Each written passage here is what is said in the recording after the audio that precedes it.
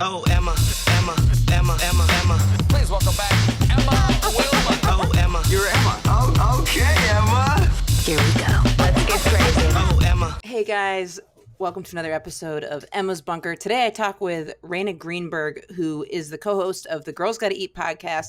She also had a Instagram called One Hungry Jew, and now she's changed it to reflect her actual name, which is Rayna Greenberg. Whenever I say her name, I think of the fact that one time I said, "Hey, are you Jewish?" And I asked this, maybe after knowing her, being buddies for like 7 months, I said, hey, you Jewish? And she went, my last name is Greenberg. And I knew her last name was Greenberg, and yet I still proceeded to ask if she was Jewish to Rayna Greenberg. So, on that note, please enjoy this conversation where, guys, I think I got to the root of my interest in dirty talk.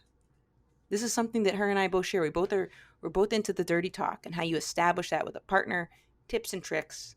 Here it is. Please find her online if you haven't already followed her on Instagram. Check out her podcast that she co-hosts with Ashley Heselton, Girls Gotta Eat podcast. Here's my conversation with my buddy, Rayna Greenberg. Here it is.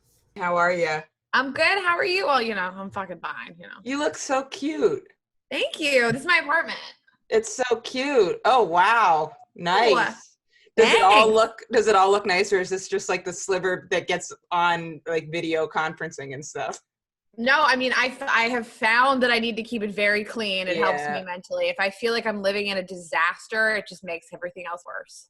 That's actually interesting because I was just thinking yesterday about, because one of the toughest things with me in my relationship is that I'm so messy.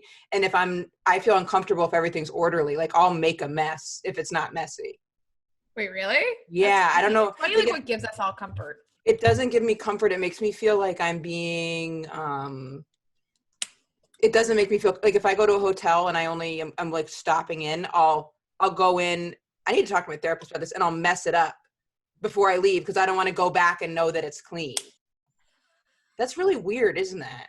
Oh, I was curious. It was like, some people are like, I don't want to clean because my partner tells me to clean. I don't want to feel like I'm living with my dad, but it's interesting you do it when you're alone. I do it when I'm alone, and I don't even, but I mean, this is like a thing. I mean, it's been like a problem, and there's nothing I can say about it because it's totally reasonable. Like someone will be like, why do you live like this? Like I look like a junkie. No, I get it because it feels lived in. Especially when you're on the road. It's like more than lived in. It's like all like I would walk in. I would not just see your house out of respect for you, but if I say you weren't my friend and I was staying at your place and it was just an Airbnb, if I was there, I'd go in, I'd move the couches, I'd like rustle up the flowers, I'd move the coffee table, I'd scrunch out the rug. That mirror's got to get smudged. I get some hummus on the lampshade. It's not good, girl. You're right. It has to look like somebody robbed the place for you to feel comfortable. Exactly. Like just total disarray. Where are you staying? I'm at my place in LA. Are you living with your girl? Yeah. Okay. How's that going? It's going well, except for the messy stuff is like not going well because she's just, I can tell it's going fine. It's fine. It's fine. I mean, I think it's no one's dream to be trapped with another person for 5 weeks. No one's like living their best life right now, Right. Yeah, it's me, her, and her brother, and her brother's been like a saving grace actually, because he's been like helping us out. But yeah, it's been okay, and I'm still not drinking, so I'm just doing it sober.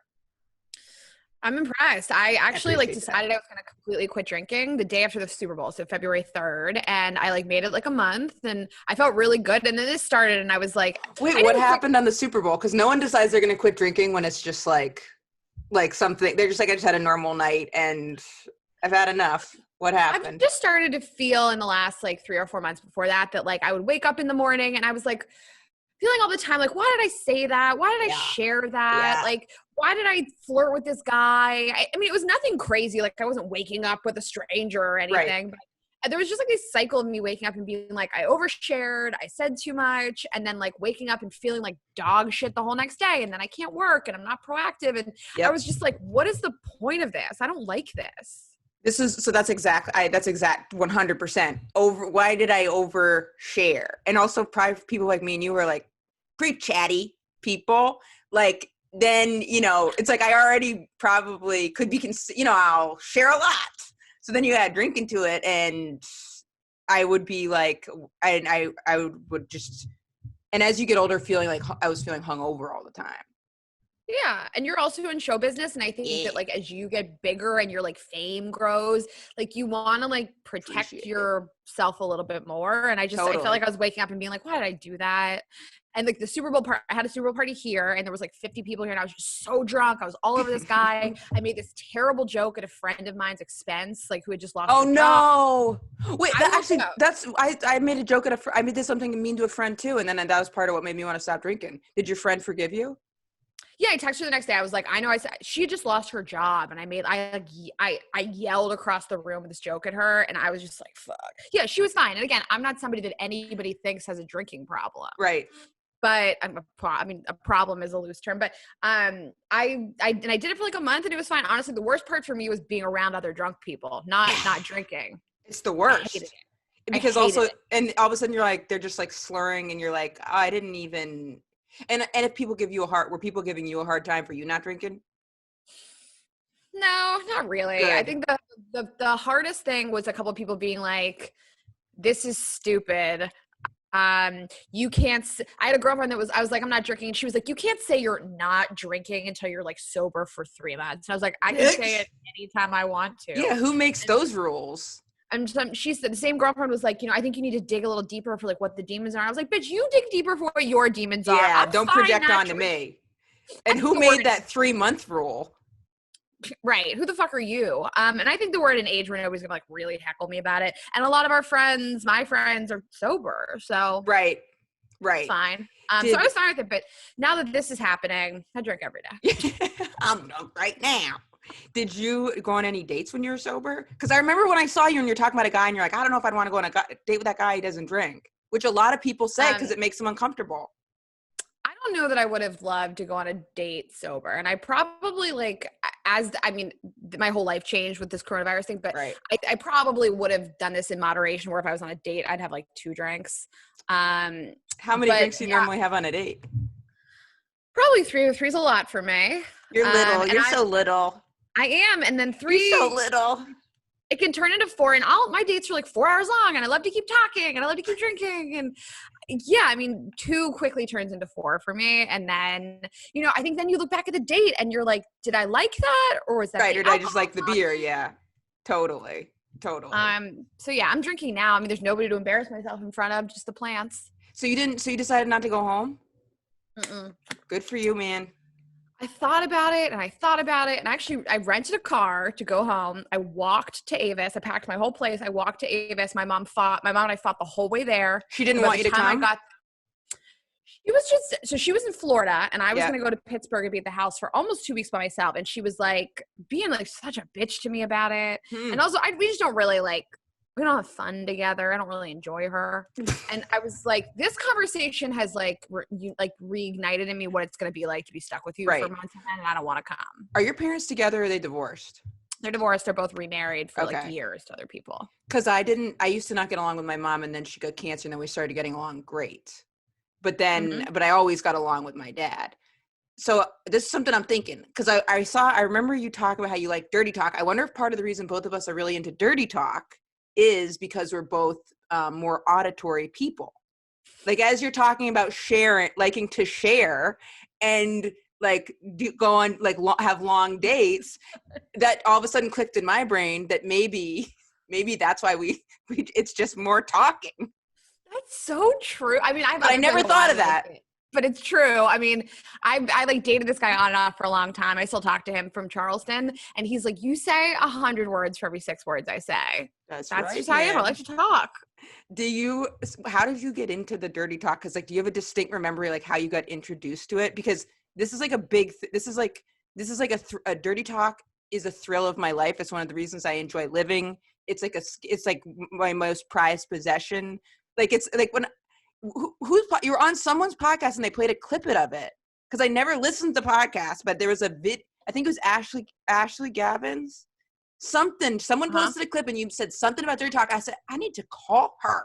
Oh wait, we're recording this? I'm recording. I just started recording a second ago, but I'll edit it so I'll edit around the dirty talk stuff. I don't give a shit. All right.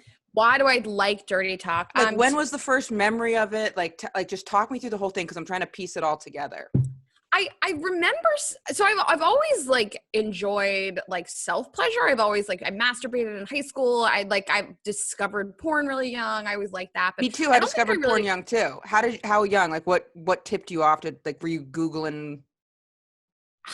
I mean, I think the internet started to get big and porn on the internet when I was like 12, maybe 13. I had a lot of guy friends and they I would like hang out with friends after school and like guys would be like, look what we found on the internet. So I think like my guy friends at the time probably like tipped me off to it. But even though I was like a pretty sexual person and had healthy sex with people through college and into my 20s, I don't think I really realized that sex was for my pleasure until maybe like my mid 20s. So, like, I should be asking for things I want. I should be saying things in bed, and like you can play with these different things and experiment. And so I probably didn't start with the dirty talk until like my mid 20s because like I don't think I even thought about like what would make this enjoyable for me. Would you watch dirty talk porn? No, I've only ever really watched lesbian porn, and I don't remember. Really? Yes, love it. Why do so many straight girls like lesbian porn? I don't like lesbian porn. I want straight porn. I hear that a lot from my girlfriends that are lesbians, that they like straight porn. I don't know. It's a fantasy. I've been with girls. I mean, it was years ago, but I think that it's like a fun fantasy. That's so interesting. I love porn. I wouldn't watch, like, I would do it as like a favor for a friend or something. But like it's not sexual for me to watch it. Well, it's like, it just depends on what I'm in the mood for. I get more turned on by food. My memory. Huh? I just get more turned on by watching like a grilled cheese have the cheese melting on the bread.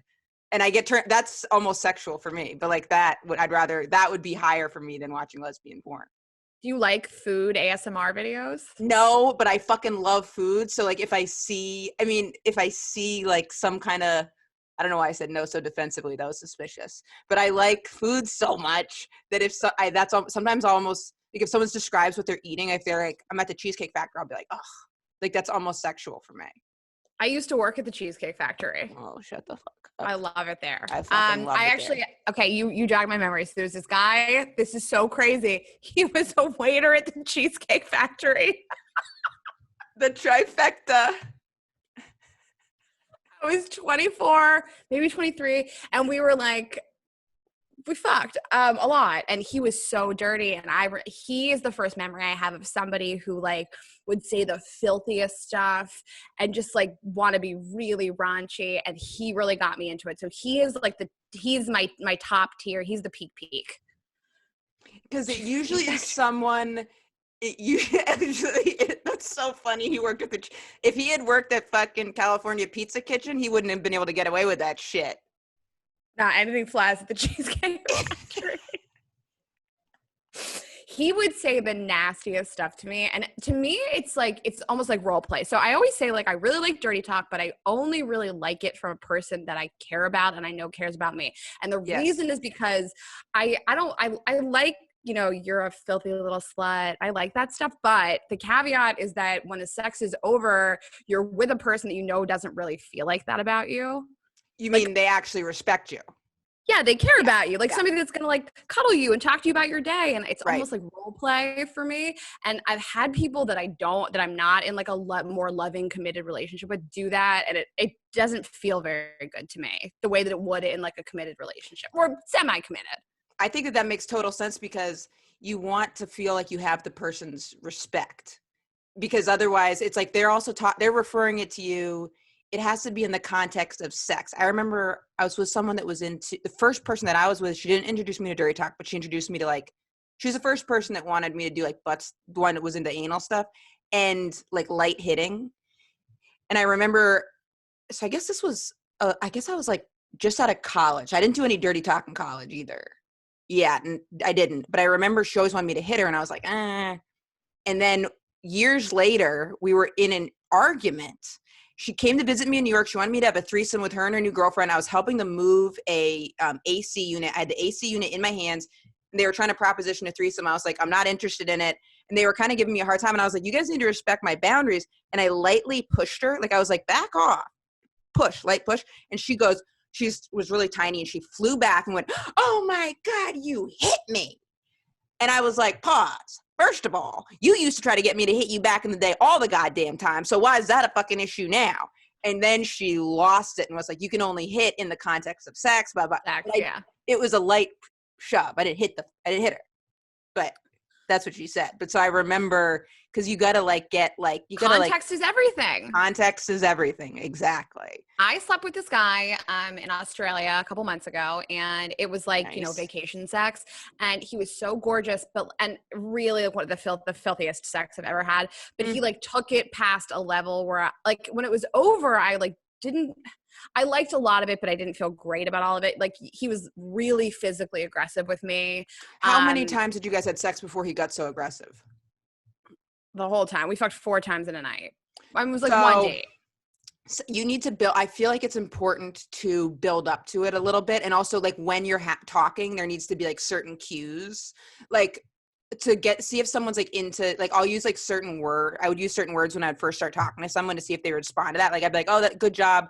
And if I would say like, I remember I called someone a good girl out of context one time and they were like, what? And everyone I had been with was really into dirty talk. And then I was with some people that weren't. And that was like a bumpy road. Cause like all of a sudden, but I wasn't saying even good girl. That's not even dirty to me. I think if you say like dirty little girl versus dirty little slut, I think those have a different connotation to me. Oh, I was with someone that wanted me to pretend I'm going to jump into one of the dirtiest things. Okay. I was with this person. She wanted me to pretend that she was young and I was her uncle and I was raping her and teaching her how to be a sex slave from a young age. And then, okay, your face. And then I have feelings, but please continue. And then she, but this is what made me feel like this is the farthest I went. And this was the line that I crossed. I wish I hadn't.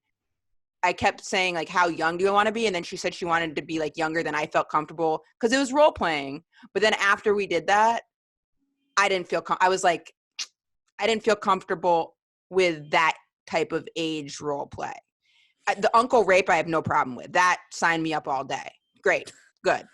Pick you up from school. Can't get out of the car till you suck this dick. I think that there's a line, and I think sometimes we cross it because we want our partner to be like sexually satisfied. And I think it's okay to take a step back and be like, that didn't feel good. Didn't feel good. And it was over the phone. And I kept saying like, how young do you want to be? And I would say an age. She would go younger. And then I said a really young age. And then she came. And afterwards I was like, mm-hmm. That was I try to on our podcast, like I think it's really important to me to normalize sexual fantasies and desires and say like, as long as you feel safe and comfortable, nothing is over the line, I guess, as long as, I Thank you for saying that actually. That actually makes me feel a little bit better because that actually does make me feel a little better about that. Because it was two adults. I think we should all feel comfortable exploring what we want in the bedroom. And I don't think any of us are like sexual deviants. I think that if your desire is to feel raped as a young age by a family member, there's I don't know everybody on earth. There's probably some psychological stuff behind that for most people. I don't ever want to shame people for how they feel, but I do want to say that like, if your partner is trying to make you do something you don't like, and I think that a lot of our audience is much younger, like my audience is 21, 20. I think it's important to send the message to young girls, like never do something that you don't Never. I had said, someone asked how to get a guy to say they love them. And I was like, tell him you'll do butt stuff. And then after I said that, I was like, but don't do it if you don't want to do it. Don't do it if you don't want to do it, please. And you don't even have to do it. Just tell him you'll do it. And then he'll be like, I love you. So Cheesecake Guy, first one, and when he first started getting dirty, right away, were you like, I'm into it? Or were you like, whoa? Oh no, I was so into it and nobody had ever like talked to me like that. And I remember I was like blowing him one night and he was like stroking my hair and he was like, that's a good little girl. And I was ooh, like I still masturbate to it. But again, it's somebody that I cared about, who I knew cared about me. So yes. And then as I got older, I think I got better at requesting it. And I think that people are always like, well, how do you request it? And I think the really easy way to ease into that is dirty talk on the phone. I would start texting that kind of stuff. I couldn't agree more in that. And I actually think that buildup is really important because I wouldn't just go 100% dirty to someone off the bat because I had a bad experience because I was with everyone wanted to be dirty. And then that time I went on a date and it was a nice date. And I was dating a lot at the time, and everyone wanted to be choked and hit. And at that point I was at my peak sexually. I peaked sexually a long time ago. It's been a downhill slope for years. But I went to choke her, and I realized we hadn't had any conversation, like literally just say goodnight, kiss. And I put my hand on her neck and was going up to like just hold her neck while I was kissing her. And she was like, what are you doing? And then I was like, and that was the same one I said, good girl, like while we're eating fucking like pasta or something. So that's when I started. I was like, oh, I need to like build into it. So you'll text, then phone, then dirty. Have you had a guy who like, what do you do if someone's like not good at it?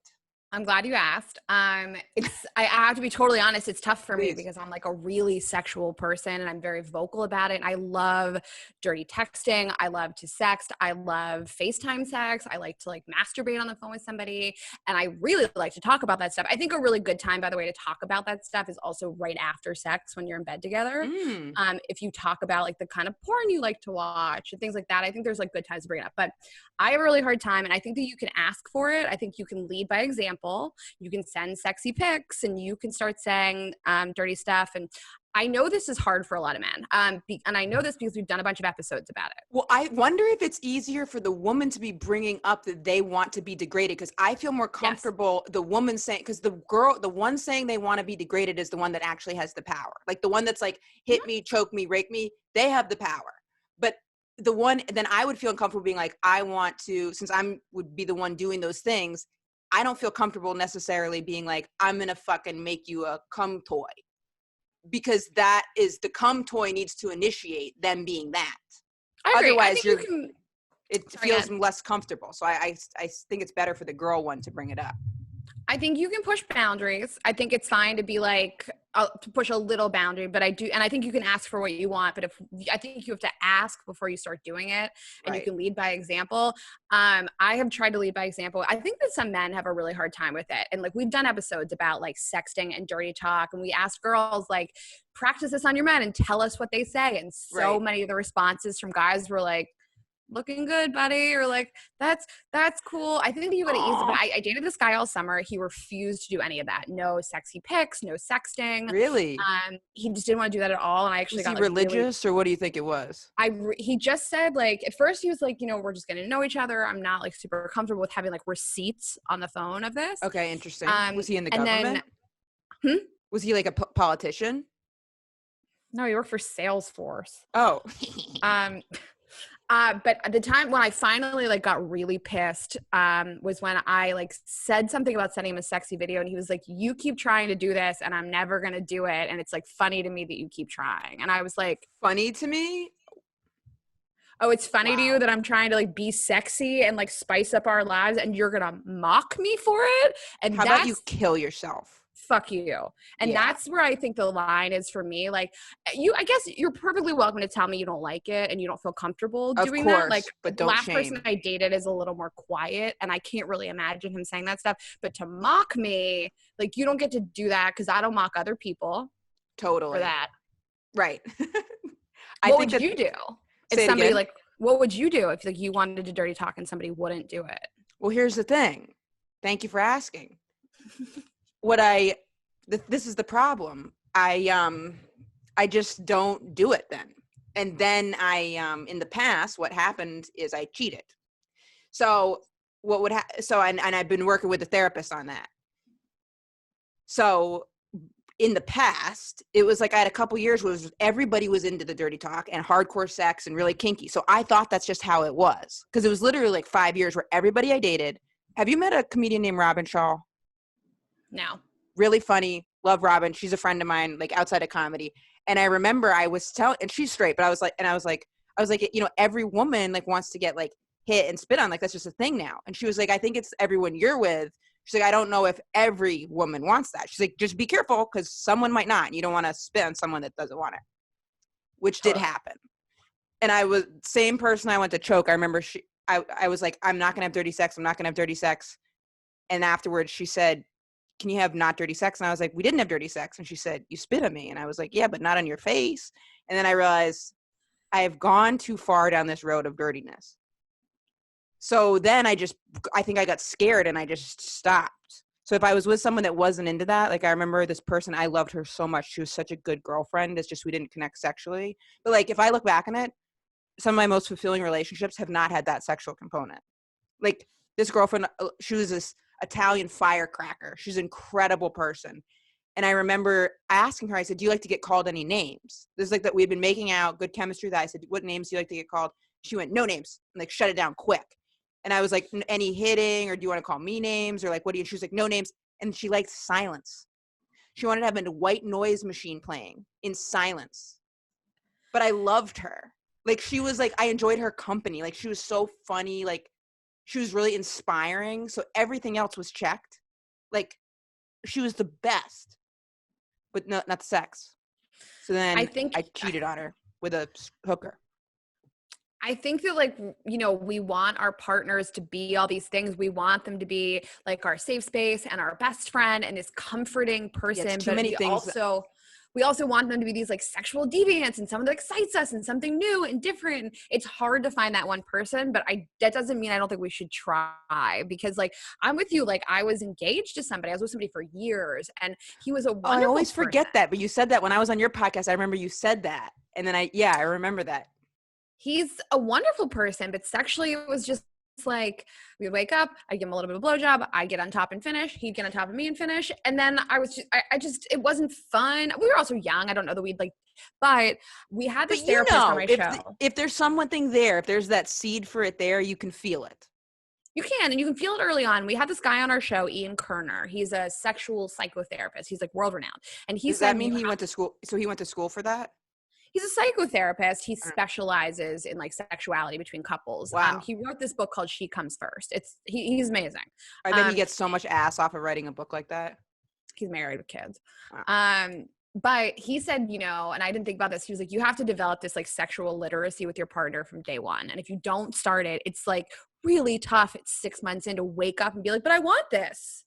He's exactly right. It's also not that. I used to be so upfront about it. Like so upfront, and then I kind of like now I'll like try to initiate dirty talking like quickly, like and that is really important. But I definitely retreated into not doing it, because when there's someone but if there is someone that's good at doing it, have you ever had a really strong sexual connection with someone dirty talking, but you didn't get along in any other way, and then just kept the dirty talk going?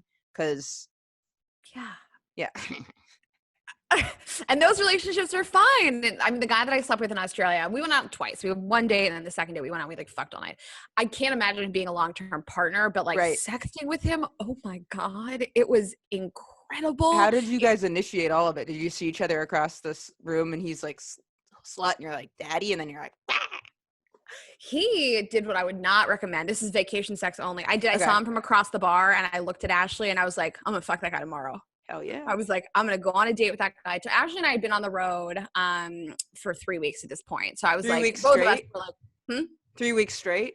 Yeah. Yeah, we were both that's a lot. we probably needed a break from each other. So I was like, I'm going to go on a date with that guy tomorrow.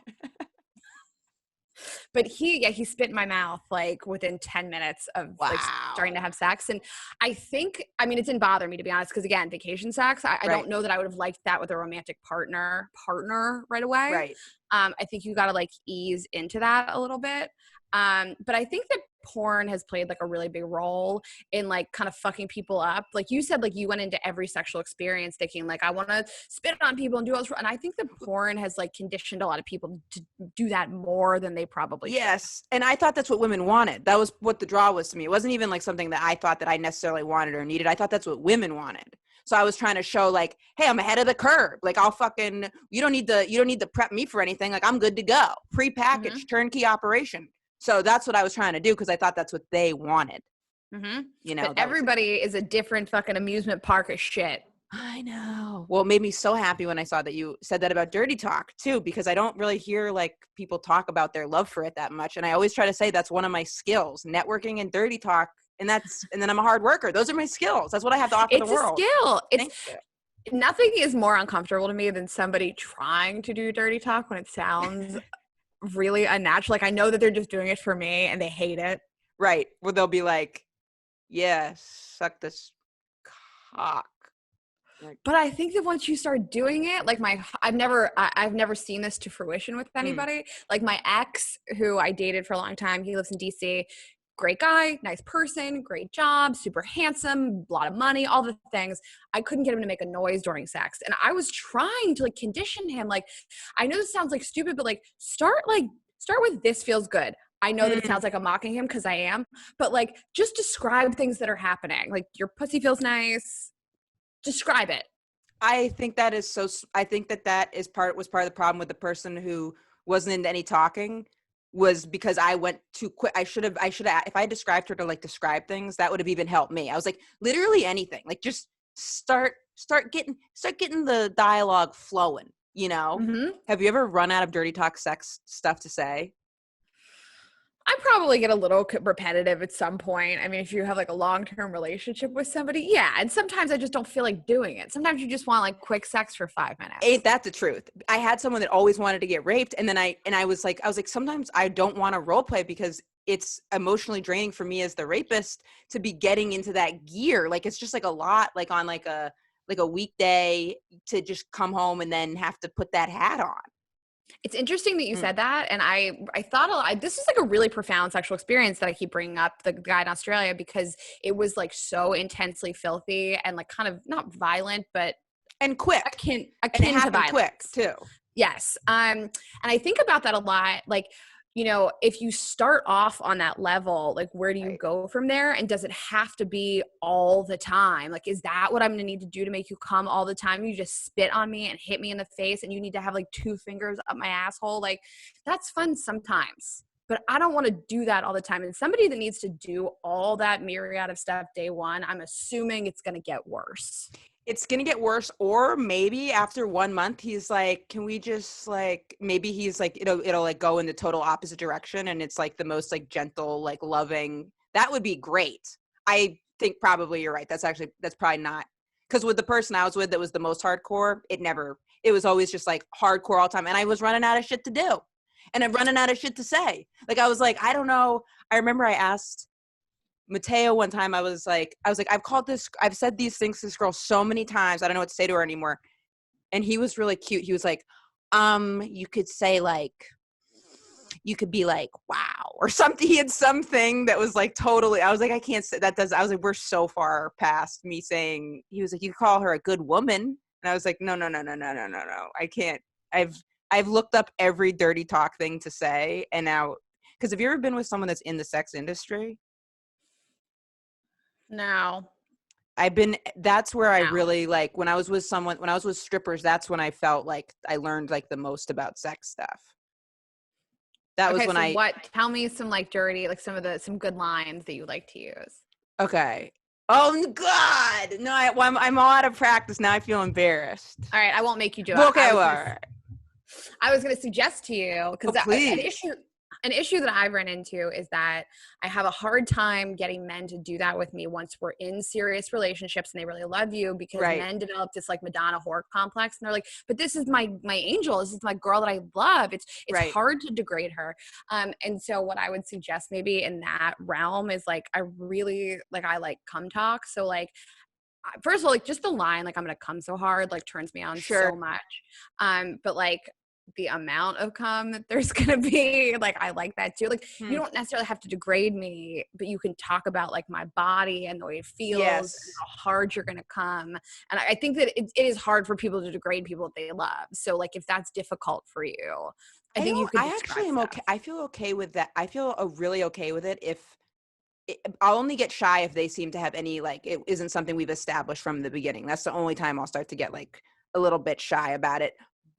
But if also, I feel like they might not realize how much I'll want to degrade someone too. Mm-hmm. So like if they're like, oh, like you can a little bit, it's like, okay, maybe like I called my girlfriend a bitch the other night, but that's like real PG. But I actually get kind of shy with it. Maybe it is because I respect her so much. Actually, now that you're saying it, actually, yeah, I haven't been admitting it. Yeah, actually, I guess the more people I've been in with where it's like, you know, it is really great sex and like I respect them so much. Yeah, I guess it does actually get harder for me to degrade them. I hadn't really put that together. Yeah. I mean, everybody's Rayna. different, but like when you really care about somebody, like most people don't go to a place if I want to say that stuff to them. Most people are like, I want to protect this person. Right. Luckily, you're so upfront about it too that people are gonna like I would assume like if someone has seen you somewhere, then they'll know it. So it's not like a surprise necessarily too. Like if they've yeah. Ashley says that I always like find a way to slip it into every conversation. She's like, I know that on every date, like date 1, you definitely fucking say it. Yeah, you're like, what do you guys have ratatouille? That reminds me of when this guy went ratatouille in my mouth. How do you feel about that? I guess I am a little uniquely positioned that people are like, oh, she has a dating and sex podcast. She's probably up for some different stuff. Right. But I slip it in immediately upfront, like right day 1. I mean, not first date if it's not, the vibe's not there. Like, but yeah, I get into it very early. I develop that sexual relationship pretty early, like the talking. Have you had a guy ever want you to be the dominant one? Yeah, a couple times. It's not for like, I don't want to degrade men. That's that. I'll try anything, I guess. But like, I had a guy that wanted me to peg him, and this was, sorry, there's a siren going by. My apartment's so loud. This is about 6 years ago, and I just didn't really have like the sexual dialogue that I have today. And so like he brought that up, and I was like, what's wrong with him? And I was like on the internet, like looking it up, like what was mentally wrong with him. And then I really did think about doing it. I was perfectly happy to do it. But then I started thinking like, how is it going to make me feel to degrade this person and then go back to real life? So I understand men being like, I don't want to call her a filthy slut and then go back to real life. So I think everybody should do what makes them happy, but like, I don't know how I would feel after I fucked my boyfriend in the ass. I don't know. I've never done it. So you didn't end up doing it? I didn't. It was a long distance relationship, and we ended up like breaking up before we saw each other again. Good for him for saying he wanted that though. Like honestly, like I feel like for a straight guy, like that's like that shows a lot of, or straight or bi or literally whatever, that's a lot of comfortableness on their part to ask for that, you know? And I like that people would feel like that. I want people to feel comfortable asking me for those things, because I think that that's why else get into a relationship is to explore those things. I used to have it's not over the phone, but like internet sex, cyber sex stuff with guys who wanted to get pegged. And I wasn't even really into it.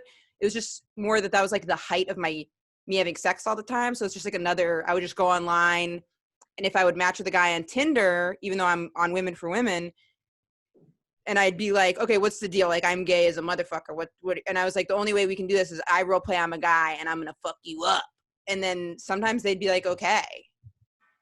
It's a pretty broad, well visited sexual topic for straight men. And I don't think that my first question back then was like, and a lot of the emails we get from girls is like, does this make my man gay? It's like, no, wanting to get fucked in the ass by another man makes you gay. Right. But, exactly. Totally. It's definitely like a domination thing. And I think that like, I don't know, it's a pretty safe, healthy thing to do as long as you feel fine doing it with your partner. Again, it's not like for me, but I would probably try it if somebody recommended it. Maybe if you were married. Request it. And also if you're married, because if you're with someone for a really, really, really long time, then where do how do you keep things spicy? That's when I would be open to someone doing something like that to me, as if we've been together for 20 years, you know, what's there left to do? Right. I mean, why not? I mean, you're stuck with this person's body. Why not explore it? I told a girl once, I was like, if I couldn't have anal sex with someone, and I didn't feel like I could have all access to them, I wouldn't want to be in a relationship with them. I want to make sure I have all access, or what are we even doing here? Well, I'm with you. I think that like we should explore, like the beauty of being in relationships is like we should explore all these things. And I would rather, if given the choice. Romantic. I know, I'm very sweet and romantic. If I was given the choice between somebody who was like pretty vanilla and was never going to ask me for anything, or somebody who was going to really push my boundaries, I'll take the boundaries. Take the boundaries. Pushing the boundaries. Pushing the boundaries. Pushing the boundaries. But what about someone that fulfilled you in every other way and was the funniest, most interesting, most motivating person ever, but didn't really push the sexual boundaries? I think I would go to the ends of the earth, at least to say that I tried, you know? Because that sounds amazing. And I think that, I mean, let's be honest, after even 3 years with somebody, you're not fucking every day. My longest relationship is the one I'm in right now, just a little over a year. I've never been in a relationship over a year. I tap out at 6 months every time. Well, you have a life that doesn't lend itself to being in the same place also all the time. My personality. Right. But I think that I would do everything that I possibly could. I would read books. I would consult a therapist. I think that like it's just one piece of the puzzle, but I do want to give credit to the fact that like if it's really not working and you really feel not sexually satisfied, I understand it's not a good thing, but we're not perfect people. I understand why people cheat in those situations. It's not, I don't suggest it. I was trying to tell empathy. I was trying to tell the person that I was with that I loved and was so satisfied by when I cheated on her. I did sexting and phone sex with this ex of mine who I didn't care about. But I did it because I was like, look, and I was like, that actually would have kept us together if I kept doing that. Because I was like, that was just sex. I didn't like talking to her. I was like, I like talking to you. I like listening to you. And she was like, fuck you, Emma. Because she was like, you cheated on me. I was like, I know, but like, I sexted. It was interactive porn. And she was like, that's such a guy thing to say. I was like, but it was like interactive porn. So I got that desire fulfilled. And then I could have conversations with you. And she was not buying that. This is a very interesting thing that you said. It was the truth. It's a very masculine thing. We had somebody on our show who said something very interesting. He said, women cheat to leave and men cheat to stay. Yes. It's a very masculine thing. It's fully a thing that men will like fuck around outside of their relationship as a means to actually fill that hole and stay. Yeah, like literally 100%. Like I was like, I want to keep talking to this motherfucker forever at the time. And that's the only reason that I did that was that. So that's interesting you say that, you know. I think that's not like a black and white thing. I've cheated and I'm not proud of it, but that's the worst. It really is that time I didn't feel bad, but it really is. I'm sorry even that you had to feel those feelings because it feels awful. It does. I don't want to be like, oh, I feel so bad for the cheaters in the world. I mean, you do it and you learn from it. Hopefully. You have to learn from it because it's the remorse. Do you see a therapist? Do I? Yeah. No, I think I'm a therapist. I think you are too. I think that I'm relatively like mentally healthy as much as anybody can be. I'm like I have 2 parents that love me. I have a brother I have a good relationship with. Yeah. When, you know, I have this like dating relationship podcast, and I'd say 2.5 years ago when we started it, I wouldn't have said I was an expert at anything. But now with hundreds of, how many are we at? 120, 140. Congratulations. That's amazing. Thank you. 2.5 years of episodes. Amazing. I actually think that like with the amount of self-help people, motivational speakers, psychiatrists, therapists that we've had on the show, the amount of authors we've had, I actually do feel like I have really dedicated a lot of hours to this, and I have some it's like a degree of sorts. Yeah. I mean, my mom's a therapist, but. Oh, is she? Yeah. Oh, that's what kind of therapist? So she, for I would say 45 years, maybe a little longer, she focused on family studies and childhood development. Oh, she was interesting. Always research. She did a lot of neuroimaging to sort of like understand why people do what they do. She was never like she never had her own practice. She did mostly research, but interesting stuff. Have you ever met a comedian named Jessica Kirson? I know her, but I mean, I know of her, but I've never like spent time with her. You guys should meet sometime, or because her mom is a therapist and she talks about that a lot, and she's got like a lot of funny like jokes about it, and then like a lot of like insights because her mom had a practice at their home, so she had like patients like coming in the home. Damn. And she's got a lot of like interesting stuff about it. All right, I got one last question. Okay. And thank you, I appreciate it. How did the food blog start? This is a longer story. I'll tighten it up. No pressure. So whatever I was pretty late to Instagram. Oh, you were? Okay, because I always assume when I see people that someone that does like an account like yours, the one that you switched your name in it. Right now, it's just your name. It's just Rayna Greenberg. It was One Hungry Jew. I loved that name, One Hungry Jew. I loved One Hungry Jew. I have like a pretty solid food background. I've worked in restaurants since I was 15. It was my first job. I worked in restaurants through college. As soon as I moved to New York, I got a job, and I've worked for some pretty high-end, really like famous, well-known chefs. And I went through this. So I've always been involved in food. I went through this terrible breakup, and I went to culinary school. Oh, you did? Okay, interesting. But an abbreviated program. I didn't go to like the full 3-year program. I did it at the Institute of Culinary Education. And did you go to a more traditional college too? Yeah, I went to Indiana University. I have a 4-year degree. But I went to this breakup, and then all of a sudden I had all this free time on my hands. And so I was like going to culinary school, and I was like, okay, let me make a list of all the restaurants in New York that I've never been to that are the most important groundbreaking restaurants. And I'm going to go to one every day. I'm going to spend my lunch break from work at one of these every day. And you go by yourself? I just go by myself. Yep. I worked in sales. So I used to work in sales. Were you good at it? I never sold anything. I crushed. Oh, you did? Yeah. It was okay. Great. So I was like I would do the most effort. Like I'd have the most outbound like consultations. And I was so good at making appointments and getting people to come in. And then I would do all the stuff. So I was like great at everything except making the sale. The close. Yeah. I mean, there's an art to it. Yeah. And my boss was like, we've never had someone who can do everything so good and then be so bad at this job. And I was like, I think that you're a people pleaser though. So I know that's what it was. For you to push people to like actually make a decision because you're like, well, I want to be nice to them. Exactly. If they're like, I can't afford it. I'm like, I get it, man. It's tough out there. See ya. And they're like, wait, Emma, what? And I'm like, gotta go. Woo, life is brutal, buddy. Have a good day. And then they'd be like, well, do you want to get lunch later? I'm like, sure. Like, I was like, buying this. I was like, I don't know what this product is either. They'd be like, so what is the product? I'm like, oh, I don't know. Fucking no. That is the world's worst salesperson ever. Yeah, I'm the world's worst. And I was selling educational travel plans. I don't know about fucking geography. I told someone they didn't need a passport to go to Russia and got fired. So, because they're putting the pressure on me to make a sale. And so I was this teacher was like, well, we can't go to Russia. All our students would have passports. And I was like, the truth is they don't all need passports. And then my boss said, the truth is get the fuck out of here. If you say it confidently enough though, I would be like, that sounds right. I did at the time because I took a couple sales training things, but that's also why I got fired because the teacher was like, really? And I was like, yeah, if you have enough students, you don't need passports for everyone to go. They lump them in with the other ones. It's a thing. Okay, I'll sign you guys up. That is so fucking fun. Oops. Great story. Oops. So I was taking all these photos of food with my cell phone and I was like, I guess I should put this somewhere. Did you have an Instagram account at all? At this time? I think I had like a personal one and I think I had 2 photos on it. Like I just didn't get into Instagram. And a girlfriend of mine was like, why don't you do like a food Instagram? And I was like, what kind of loser has a food Instagram? Cut to. And like the biggest ones at the time, the biggest independent ones that weren't like Food and Wine magazine or Bon Appetit, those people had like 2,000 followers. It just wasn't a thing. So I was like, interesting. I guess I'll put them here, but like it doesn't matter. Right. So I started just putting the photos up and I had a lot of photos. Like I would do a photo every day. So I had constant content.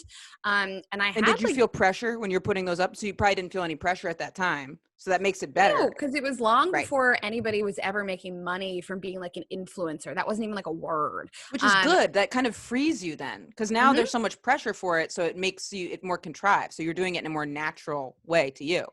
Yeah, there wasn't a million people doing it. So I really was very early on. And I had like 5,000 followers within like 6 months. And that was like a crazy thing to me.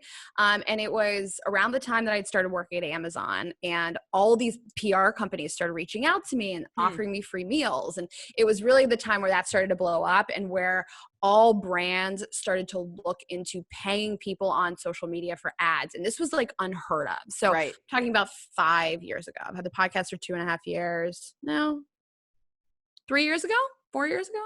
Okay. No, not too long ago. Not too long ago. It was around the time that like, it was pretty unheard of for a brand to give you any money for an ad. That was like crazy, but I was doing that's crazy. Meals. Also, that's crazy that it was 3 years ago. Cause that's really not long ago at all. It's not long ago. So it had to have been 4 years ago. But even that's not long. If we think about it now, because this, like an influencer is like, that's like a job that pretty much everyone knows is out there. So if we think about that, so when I put these out, if someone's thinking of starting something, fucking just go for it and do it. Cause you don't know what it's going to turn into. She was just getting free meals and then it turns into a whole business. So someone's giving you free meals and then so people are giving me like free meals and I'm like, this is pretty cool. And then places like Postmates started reaching out and being like, we're going to give you $100 in free credit if you'll mention Postmates. And again, I was like, this is so weird. And like, I remember people rolled their eyes to it. Like my family rolled their eyes to it. Really? They were like, this is fucking stupid. Like you're taking all these photos with your phone. And so then I was like, okay, let me make this a business. I bought a real camera. I learned how to shoot. I built a website. I learned how to like write and put all these photos online. And within And a where'd you learn this year, stuff? Just from Google investigations? taught it myself, went Yep. online, learned it, and just through practice. Within a year and a love half, that. I had 200,000 followers. I was one of the Wow. biggest food and travel Instagram accounts in the whole United States and the world. Because again, like not that many people were doing it at the time. So it was easy to grow at that point. And I was And working, give yourself credit. I'm sure it was good content. oh, it was great content. I Yeah. really know food. And that's I the really background. understand Right. food. You can't, if you don't have good content, it's not going to rise to the top in a way where it's sustainable growth. So even if you're at the first of something, if it really sucks, it's not going to work out. But if it's good Absolutely. content, it will keep going.